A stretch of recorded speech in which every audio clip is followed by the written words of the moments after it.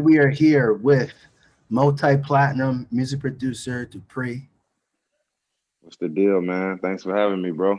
I've known about you for quite some time. You've been in the industry for years now. I just want to ask you, how are you doing? And what's the present life been for you during this COVID-19 pandemic? Honestly, bro, it's been a blessing, man. It's honestly been a really good year for me despite the pandemic. Definitely was able to work with a lot of people still, you know what I mean? Just building my connects just over time. So I was able to still, you know what I mean, reach out to a lot of my friends in the industry, and it was definitely still a lot of work to get done. Still being safe, but I was still able to get in a few important sessions and make a lot of big things happen. So thank God, you know what I mean? I was still able to move around and do what I had to do during this pandemic, aka bandemic, for the ones that, you know what I mean, was smart about it, you know what I mean? So thank God for that. Now, when you were growing up, was becoming a music producer like your first love, or did you have any other career goals in mind? It wasn't like the very first thing. Like another thing I was interested in younger, I wanted to mess around with the photography a little bit. You know, shit. Every young black kid they want to play sports, so I wanted to mess with the basketball, the football, but really didn't work out. You know what I mean, by choice. So I called myself wanting to be a rapper. Nobody want to give me beats, so you know what I mean. Got into that lane, and then it was just a rap from then, bro. Found a producing and just started loving it. Took it more serious in 2011, and then that shit, it was up from there. Let's talk about 2011. I know that we've known each other for quite some time now. You mentioned earlier about a big hit that happened in 2011. My guy Tyga, the record's called "Bouncin On My Dick."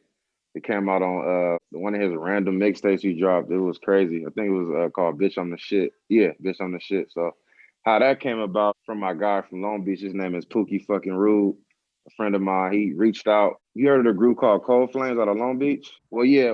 That's some LA shit. Everybody know what I'm talking about from LA. But anyways, a group named Cold Flames. One of the members of the group named Dash. He was working on a project. I'm assuming so. Pookie fucking Rude, my guy from Long Beach, he reached out to me, said he needed a pack for him. So I sent the pack. And then next thing you know, I look up, it's Tyga and Dash, and Tyga got on his project. But it's on my beat. So however that happened, it was a blessing, man. Shout out to Pookie Rude and Dash for that, man. And it was a wrap from then. So what I did, it was like a couple months after, like, I want to say the record, I want to say about 2 or 3 months later, the record hit like, like a mil, like 1.5 mil, like streams on like YouTube and shit. So, indirectly reaching out to Tyga, I didn't know him at the time.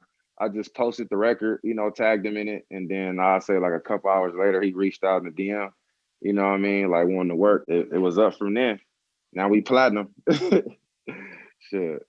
So that's a blessing, man. Shout out to Tyga too. So, as for you, where do you draw your creativity from, and who are some of your inspirations in music? Honestly, bro, I get a lot of my inspiration just like from movies, from '90s movies.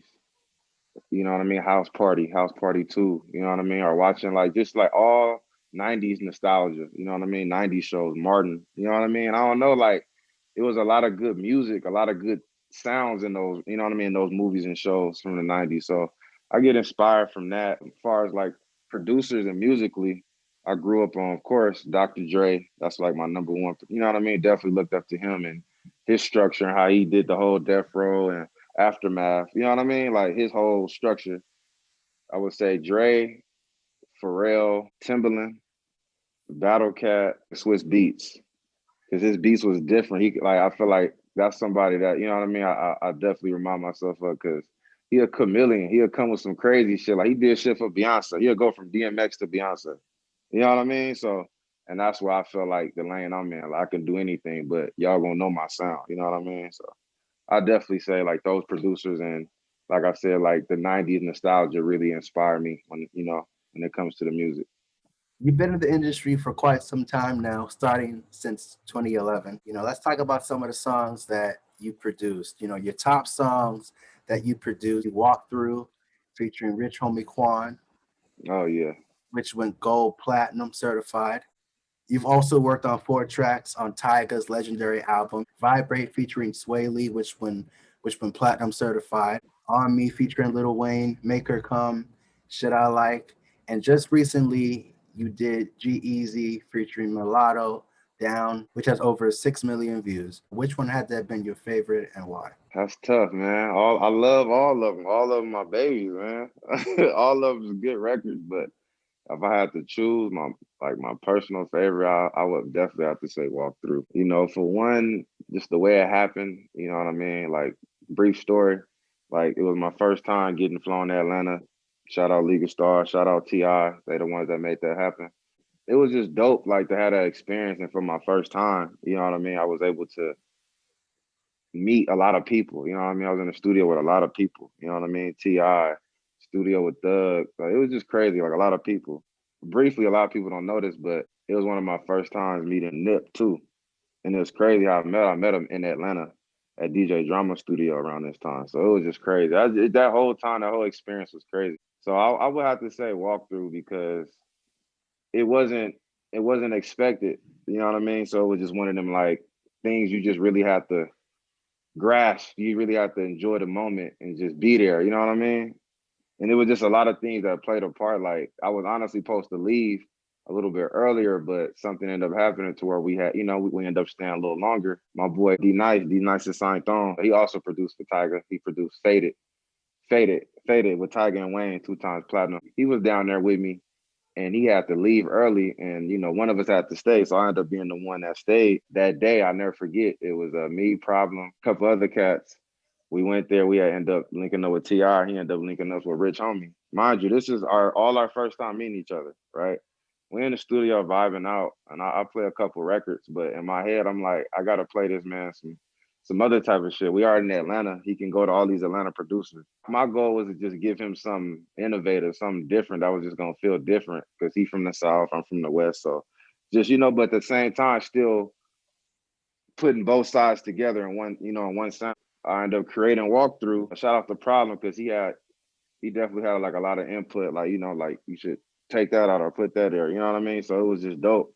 And then once it was just all came together, it was just like it just felt good. That record felt good. It was just one of them feelings you wish you could have back because you like, damn, it just felt so organic and natural. Like everybody was just singing, like as soon as they finished the hook, like I remember Problem that wrote the hook. Rich Homie just went crazy. Then you already know with his voice, at that time, he had Type of Way. He had My Nigga with YG. So at that time, Rich Homie was going crazy. It's just crazy how God worked, how he just had put me in that situation at that time to work with. You know what I mean? I didn't know him. He didn't know me, but we were just going off, good vibrations, good vibe. We made Walkthrough, man. That's my baby, man. I love that record, man. It's like anybody that I say that record to, whether it's from the West Coast, the East Coast, the South, that's a blessing, man. That's why Walkthrough is my baby, man. Love it. I be feeling like the man. You feel me? Yes, sir. Since you've been having a lot of success in your career, what do you think has been the key to your success? God, God, and I'm not being cliche or just saying that because that's the easiest answer, but I would say God, keeping my faith. And at a point when I was younger, but you can't make it about the bag. It's about building relationships. And I say that to all producers, any musician. That's a free gem right there. A lot of people won't tell you that. Like, yeah, they'll tell you, yeah, get as much as you could out the situation, get the bag. But that's like using. You know what I mean? You want to treat everybody, or at least try to. You know what I mean? Just come at them with a pure heart. You know what I mean? Ain't nobody perfect, but at the same time, it's just about doing shit the right way. So I would say building relationships and keeping God first and keeping your faith super high, man. That's what I live off of. Knowing that you've had a lot of success in the music industry, what is something that you wish you would have known when you first started out? Knowing about percentages, bro, and knowing about management. And this is like no shot to managers. I'm considered a manager to what I'm doing with Money Music Records, which we'll get into, later on. But I just feel like if I would have learned more on that end, on the business end, I feel like I would have been a lot better off. But I don't regret nothing. I don't take nothing back. I appreciate all the situations I've been through and everybody that helped me. I would just say like just being wiser on the business. In your career, what are some ways that you continue to elevate or stay on top of things in your career? I would say just continuing to build, like build your brand, build a good solid team. You know what I mean? Because I don't give a damn who you is. You see, it don't matter how great you is, you can't do it by yourself. So just building like a good team around you, good people around you, and good energy if you're in a situation where you're in a studio and it's just a bunch of wallflowers, people giving opinions but not really putting in the work, then it can be kind of weird to get to where you want to be. So it's always good to be around people that's on the same vibrations, on the same goals that you on, because then everything gonna be able to flow a lot better, you know? I would say that for sure. Keep good energy around you at all times, as much as possible. 'Cause that shit is real, man. Trust me. In your career, what are some early challenges or adversity that you had to overcome to get you to the point where you're at right now? Finding my true sound, because I'm like, to be honest with you, a lot of my peers that I'm working with now, I was inspired by them, like the D Nices, Sorry J Naris. You know what I mean? Like, so it was just like, or my guy Mars from 1500 or nothing, like people like that. So I would say just really finding my own sound and capitalizing off of it, like really finding my own sound and building it, because it was a point where I would find myself being a little too inspired, and then a lot of my beats wouldn't really sound super authentic. It would sound like the people that I'm inspired by, or it sound like whoever was popping at that time. I'm not even gonna lie, I just add my little flavor on it. But I would say definitely like finding my own sound, because it took me a while. I always had my own drums, but just finding like my own sound together, like I would say that was like my biggest adversity in the beginning for sure. So currently, right now, what are you presently working on in music, and what are some of the future projects that we should be looking out for? Of course, I'm still working with my boy Tyga. He working on something new to be announced. I don't know when he's dropping, but I got like two on there. I got a big movie placement in the works right now. I don't want to say the name just yet because I want to shock the world with this one, but just know it's one of them franchise hitters. Everybody in the world gonna watch it. I'm working on my boy's project. His name is Moneybags. Independent artist, not signed, but he's my guy. So I'm executive producing his full project. We're gonna be dropping soon, to be announced. Honestly, I don't want to say too much, but I'm working on like a lot of big projects with a lot of big artists. I'm just working on a lot of big things. But as far as what I can announce, like I said, big movie placement and working on Tyga's album so far. Money Music Records. It's my label. I'm the CEO. It's my company. I got two producers signed to my label. My guy C Beats. C Beats made it from Long Beach. Then my guy Spencer, call him Extendo from Diego, man. My guys, man, I got so much love for him. This is just a blessing to have him part of the team. You know what I mean? So that's what I'm working on. And my bad, bro. Just to backtrack, I forgot to mention this record. I got my first Spanish record, Echo, Young Echo, with my guy Mike Crooks, another big producer. Shout out my guy Mike Crooks. He produced for Doja Cat, Ty Dolla $ign, a lot of people. Shout out my guy Mike Crooks. But yeah, me and him produced the record for my guy Echo, Spanish artist, global artist, I say. So I'm working on some more new stuff with him right now. And the record we got with him, it's called Baila. It's on YouTube. Echo, Young Echo. It's over 1 million views right now. It's only been out for a couple weeks. So shout out Mike Crook and shout out Young Echo, man. We're going up. What advice would you give someone who is starting a career in the music industry? I would say if they real serious about it, I would say if you ain't got nothing else going, like you just got a 9 to 5, but you want to do music, I would say don't quit your job. Don't be stupid, but have a plan, because eventually you will have to, because you can't be trying to do that and then trying to do the music, because the music is a job. It is like a 9 to 5, but it's really like a 8 to 8, 7 to 7. Like, you know what I mean? It's an all night. I would say be smart about it, have a plan, build relationships with people that are important in the lane that you're trying to go in. Like, I'm not just saying just build with anybody, but if you're in a certain lane, if you want to do pop, urban, whatever, like just build with that certain lane. You don't want to just be building with any and everybody, because certain people just ain't really worth building with. But you'll know the people that's worth building with. So I would say that, and just have a plan and ultimately execute it. In your music career, who are you mostly thankful for? God giving me the gifts and the talent, for my mom, my pop for having me. A lot of my peers, like a lot of my friends giving me like really good, important advice. that I don't really need to speak on, but they know the advice that they was giving me. Like my guy D Nice, he gave me hella good advice. And you know, like a couple other industry people. My guy KE on the track, he produced Swag Surf with Lil Wayne. I'm pretty sure you heard of that record. Grammy nominated producer, legend.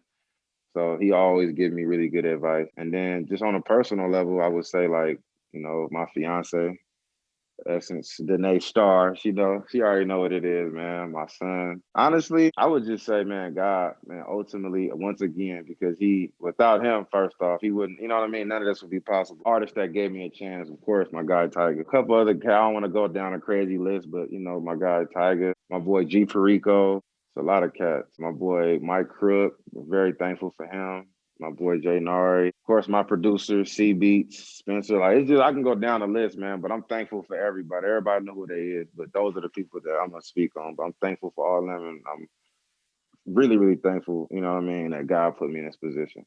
That's what I would say I'm most thankful for. My legacy, my son, whatever the future holds, I would say my legacy is gonna be. It's gonna be bigger than music. It's gonna be, you know what I mean, like property, real estate, ownership. And so my son can see like, yeah, like the music is dope. Like this is a way, this is just the outlet though to the other things. Because me just, you know, self-educating myself, I didn't really know, I'm not considering act like I know everything, but just me educating myself, like I wanna build generational wealth for my family. So that's like the most important thing for my legacy. You know, the Bell legacy, that's my last name. We say Bell Gang. Bell Gang. But that's my legacy, man. And you know, like I said, I want my son to be able to see all the accolades, the Grammys, the plaques. I want to be able to hand him keys to a building. Yo, son, you own this. This your shit. Or a business. Like, yeah, son, I've been building this up for you. This your shit. So that's really ultimately my goal. But I'm just building it up through music. That's my main outlet to do that. So that's my legacy. That's what I want my legacy to be. And we are here with multi-platinum music producer Dupri. Just want to say appreciate you and wish you all the best, brother. Appreciate you for having me, man. From the West Coast to Hawaii, man. I love y'all. I love it over there. I need to come back, man. So I appreciate you for having me, bro, man. God bless you. I hope you have a great year. It's gonna be a great year for both of us. And man, you know, hope to talk to you soon, my boy.